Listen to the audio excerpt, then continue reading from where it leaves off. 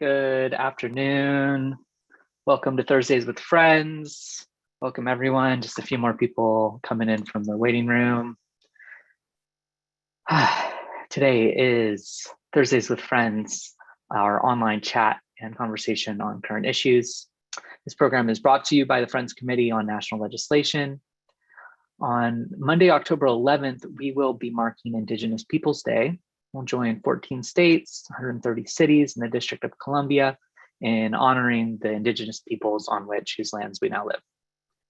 FCNL especially honors the Nacotchonk tribe on whose ancestral land FCNL's building sits. They are also known as the Anacostans, the Indigenous people who lived along the banks of the Anacostia River, including several villages on Capitol Hill and what is now Washington, D.C. By the 1700s, the Nacotchonk tribe had merged with other tribes like the Pamunkey and the Piscataway, both of which still exist today. I'm the show's producer, Wesley Wolfbear-Pinkham. Our regular host, Diane Randall, is on leave today.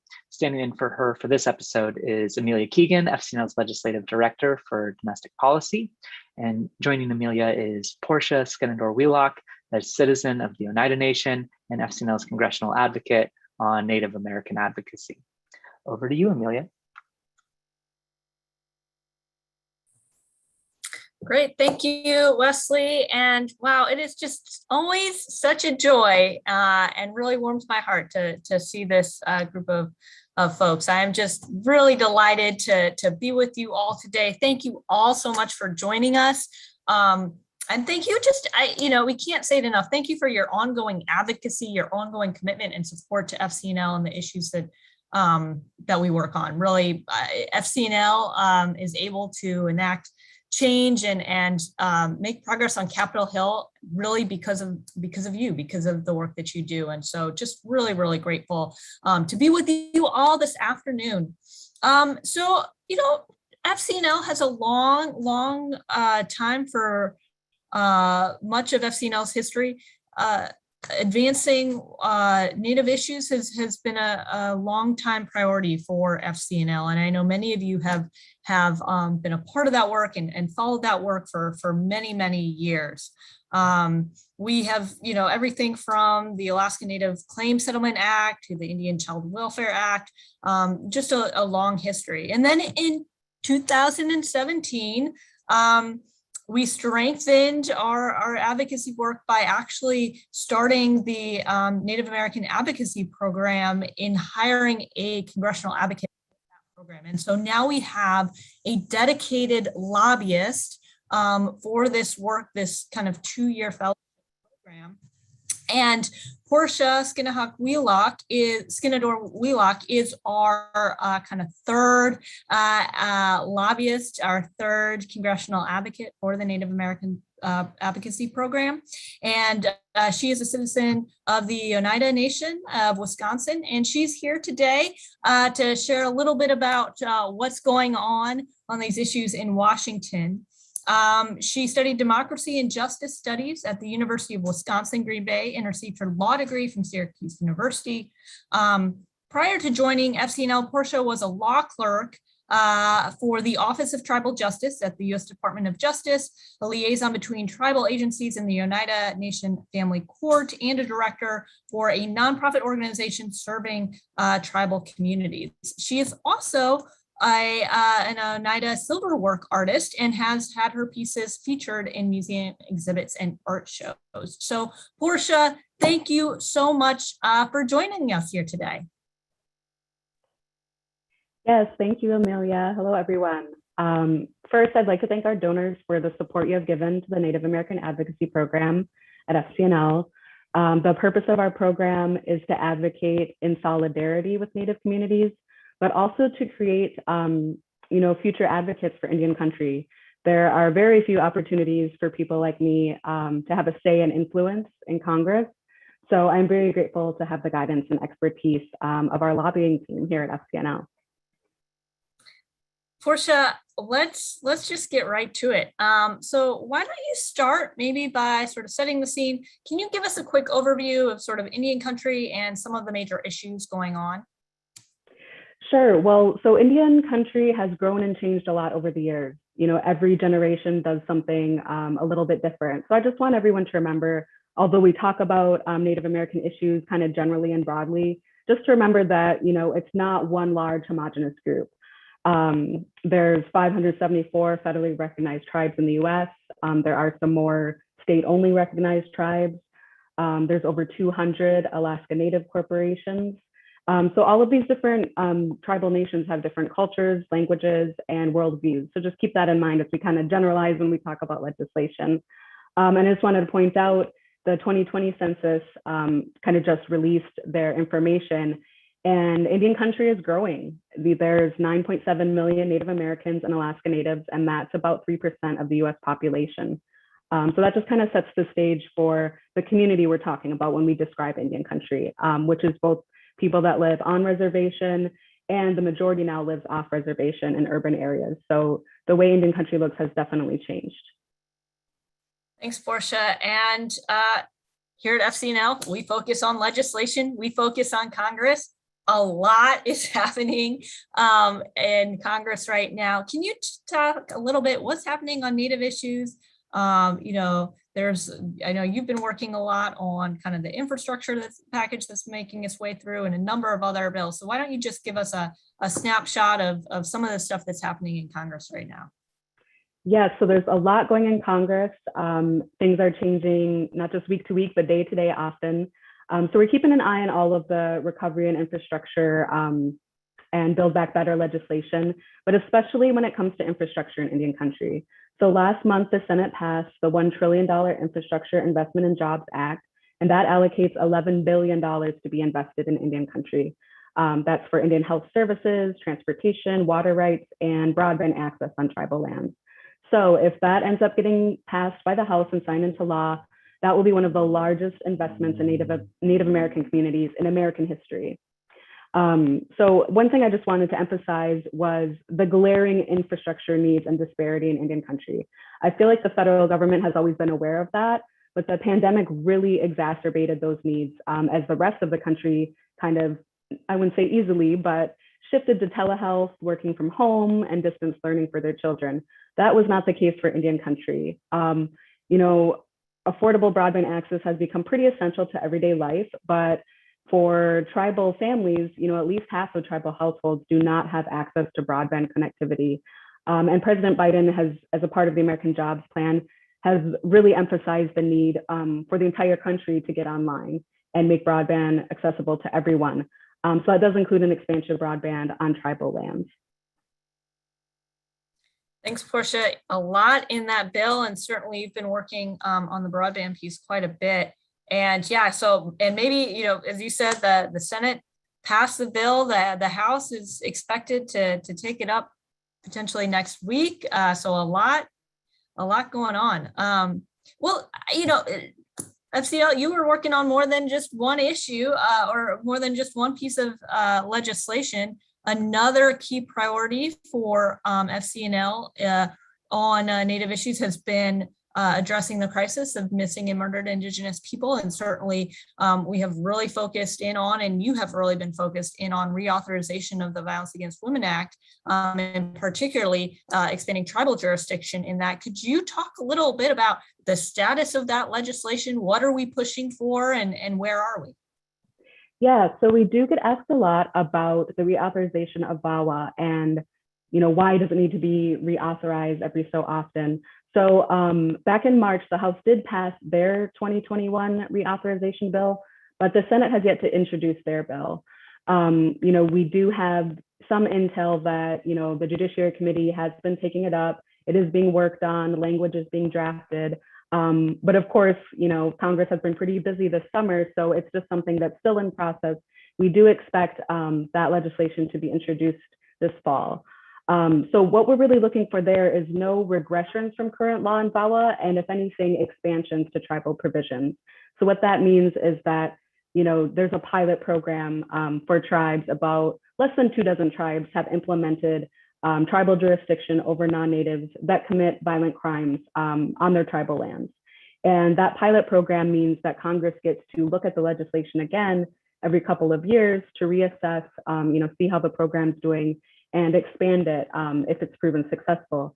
And a lot of the information we're hearing in Indian country is that, giving jurisdiction, restoring that back to tribes has made it more successful.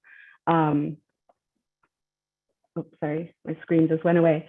So what we're really pushing for is strengthen tribal provisions and expanding the list of crimes that tribes can prosecute when non-natives commit those crimes, either on tribal lands and against tribal citizens. Thanks, Portia. That's super helpful. So it passed the House, and we were supportive and liked the provisions in the House, correct? And we're trying to get those same provisions in the Senate version, and the Senate is trying to move this in a bipartisan way, right? To introduce it and get bipartisan support. Correct. They are trying to create a coalition with at least some bipartisan support. I think the biggest challenge really is, convincing some members of Congress that, I think everyone knows this is an important issue, but they're hesitant to sign on with that tribal jurisdiction over non-natives.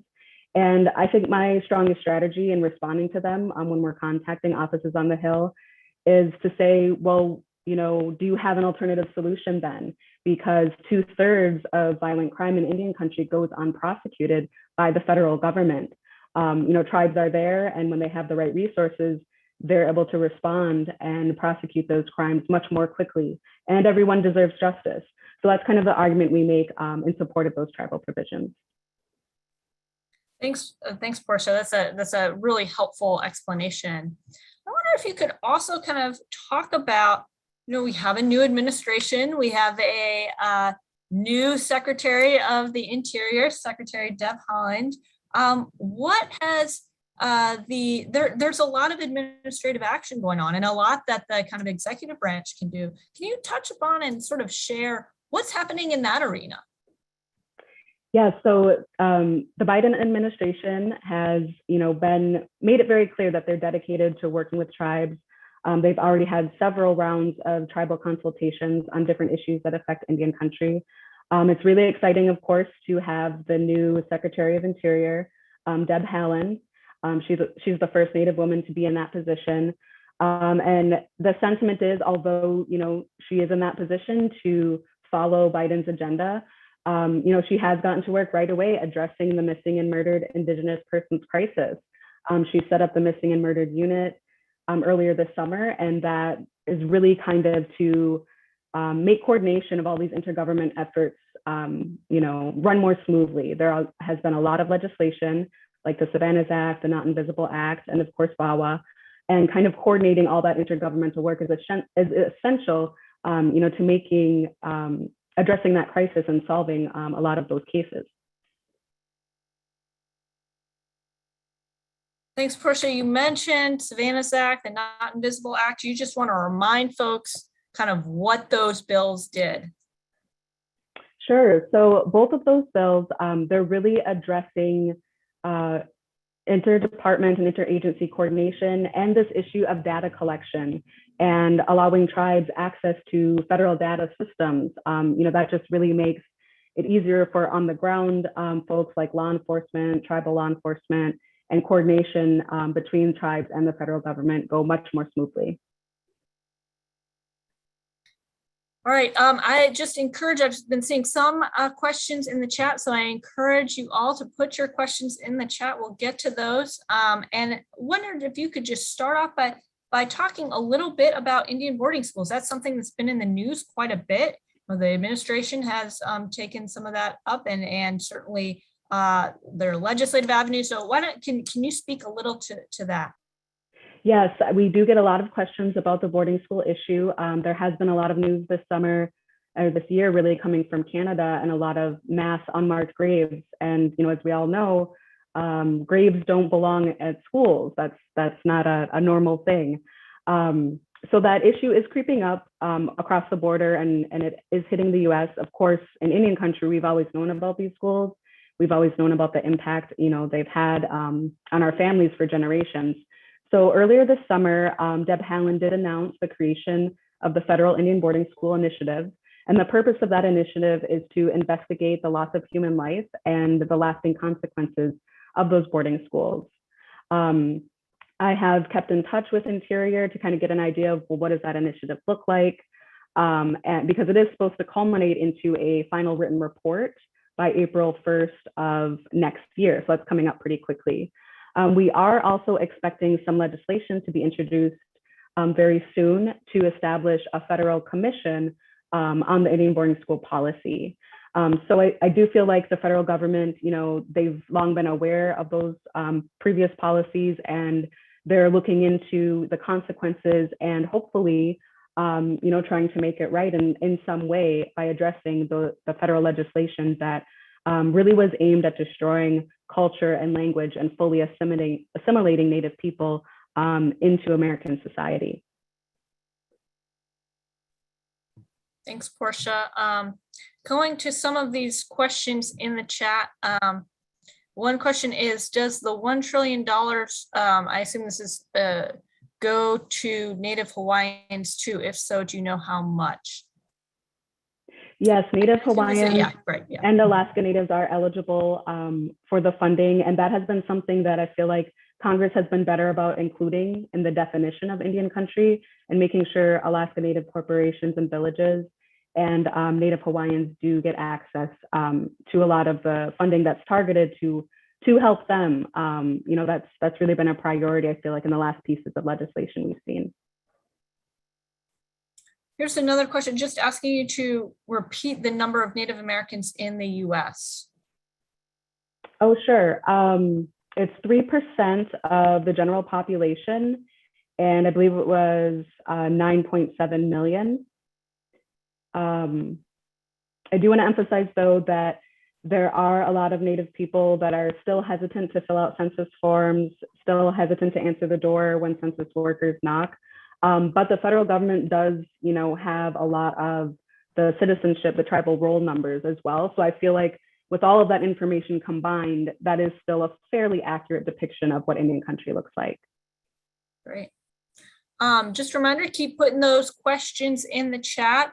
And I will just put another plug that every month we send out a Native American legislative update that Portia puts together, drafting kind of like what is happening on Native issues in Washington, on Congress, what's the administration doing.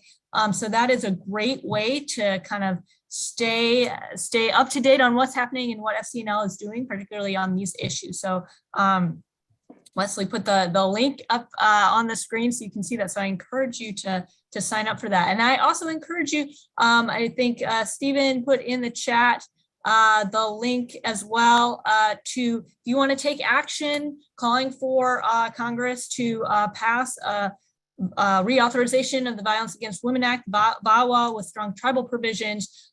You can go to that link and do that. We are encouraging you all to take action and really press for that. As Portia was saying, we're hoping for some movement in the Senate, and they really do need to build that bipartisan coalition so that legislation can be introduced and we can see that move forward.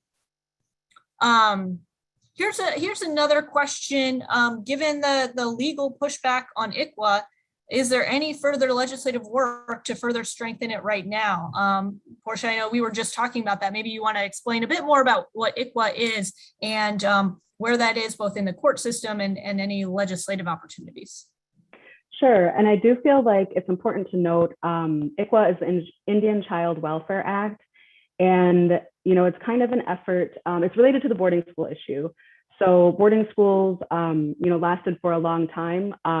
My great grandmother went to the Carlisle Indian School in Pennsylvania, and my mother went to the Flandreau Indian School. And some of those are still open, actually, and functioning as schools, but not in the same way that they were 50 years ago or 100 years ago. But I do want to note how important it is that after the popularity of boarding schools died down, a lot of the state foster care systems sort of operated with the same function and the same intention. So they were still taking away Native children from their families and putting them into foster care, and they'd be assimilated into non-Native families and be lost into the system. So the Indian Child Welfare Act, the whole purpose is to try and keep Native children with their families, with extended family, or minimally within their own tribal community so that they can avoid being lost into that system and being removed from their culture and language. So that's why, the Indian Child Welfare Act has been such an essential piece of legislation, but there's also a lot of advocacy against it. People claim it's discriminatory, and they've been wanting to get it to the Supreme Court for a long time. So it is alarming that it could be headed there. But I would like to counter with that, there are so many advocates that support ICWA, and they are ready for that fight. We don't want to go to the Supreme Court. It's kind of a gamble what will happen for Indian country on those types of cases. But I would say not all hope is lost, because Justice Gorsuch, does have some background in Indian law and has been known to support tribal sovereignty. So hopefully we don't have to hear a decision, because that would be very damaging if they did rule against ICWA. I don't want to be super pessimistic about it either. There is some hope, and there is some strong advocacy in Indian country on that issue. Thanks. And obviously FCNL, we tend to focus on Congress and what is happening on the Hill, but this is a kind of court issue, but FCNL occasionally has signed on to amicus briefs and things like that on, and I think particularly some in this area historically as well. Yes, and I haven't heard of any new legislation to strengthen ICWA. I think it's really more the strategy has been to just defend against any attacks. And of course, we can't lobby the Supreme Court, but if it does end up going to the Supreme Court, I think we'll do everything we can to support organizations like NARF, the Native American Rights Fund.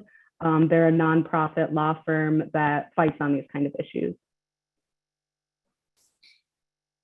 We've got some other questions in the chat, on our kind of our Native American advocacy program and our environmental and climate program, sustainable energy and environment program. There's oftentimes a lot of intersectionality and overlap there. We've got some questions. We've got one question here on line 3, and I know that Clarence was following that, but I don't know if you have anything that you want to comment on that, just asking sort of what the status is there. Sure. Well, I would say, Clarence does great work on our environmental portfolio, and we have talked about kind of doing some joint effort where our portfolios cross. So there absolutely has been, strong Indigenous environmental fights over the years. Everyone remembers Standing Rock, that really, consumed mainstream consciousness, which was awesome, because a lot of Indigenous protests have been going on, for years and for generations, and not all have gotten, the national attention like that. For line 3, I would follow the Indigenous Environmental Network. They do a lot of great campaigning. Indian Country Today also follows what's going on with line 3 very closely. For our program specifically, we haven't done any work on that environmental issue, but our environmental program does follow it a bit.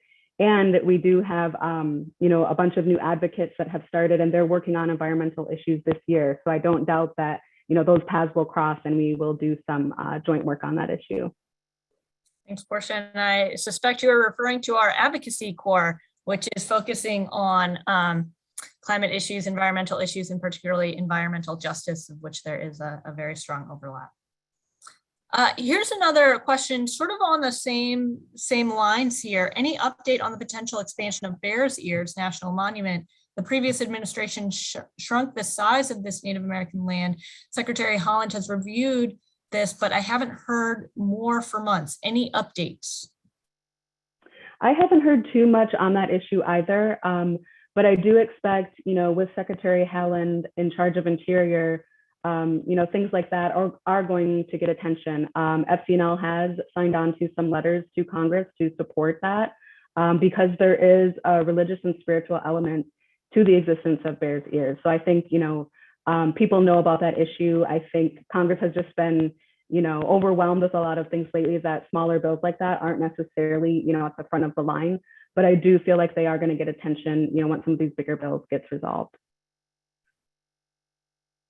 Great. And we have, I see one more question here. What's your view on reparations from white people to Indian nations might look like? It's so big and challenging, and it's hard to even get one's mind around.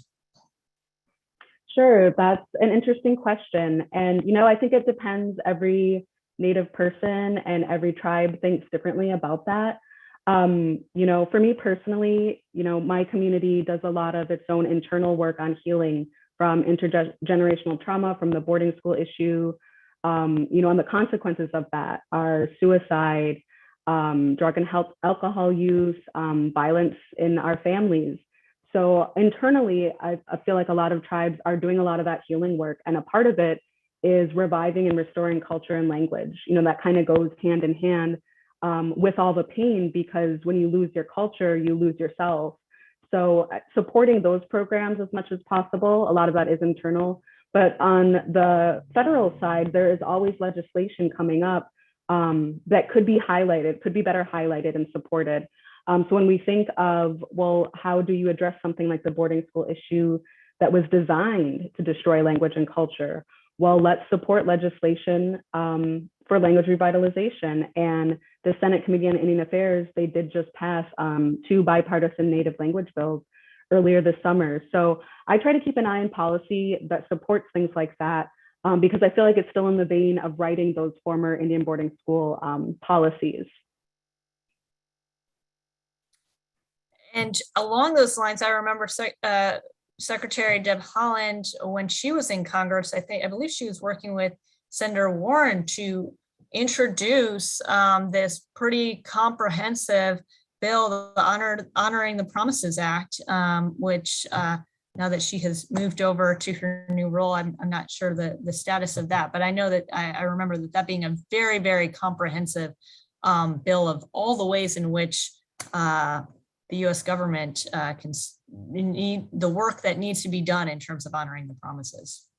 Absolutely. Honoring treaties, that's something tribal nations are always pushing for.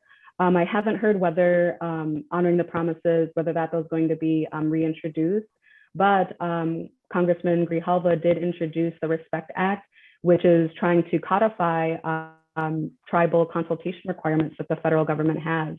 And the great thing about if that were able to pass is codifying it, making it permanent law, then tribes don't have to kind of deal with changing administrations, where one administration might look very unfavorably to tribes, another might be very supportive. And tribes need to be able to survive, any shift in the political pendulum as it swings back and forth. So, keeping an eye and supporting legislation like that is definitely one way that you can, support tribal nations. Well, Portia, it is remarkable how fast 30 minutes flies by, but we are at the end of our time together. Thank you so much for joining us this week. I just want to remind everyone once again if you want to get more updates from Portia about what is happening on Native issues and what FCNL is doing, you can sign up for the Native American Legislative Update that comes out monthly. I also want to again encourage everyone, contact your members of Congress, urge them to co-sponsor, to move, to support a strong reauthorization of the Violence Against Women Act that has strong tribal provisions in it. We are really trying to get good bipartisan support for that type of legislation so that it can be introduced and moved. And again, thank all of you for joining us today. It's been a great conversation with Portia, and really look forward to our future conversations together. Diane Randall will be back with us next time, Thursday, October 7th at 4 p.m. And we will be talking about our efforts to reduce the Pentagon budget. So thank you all again, a special thank you to Portia for sharing her expertise and her insights. And we look forward to seeing you again in 2 weeks.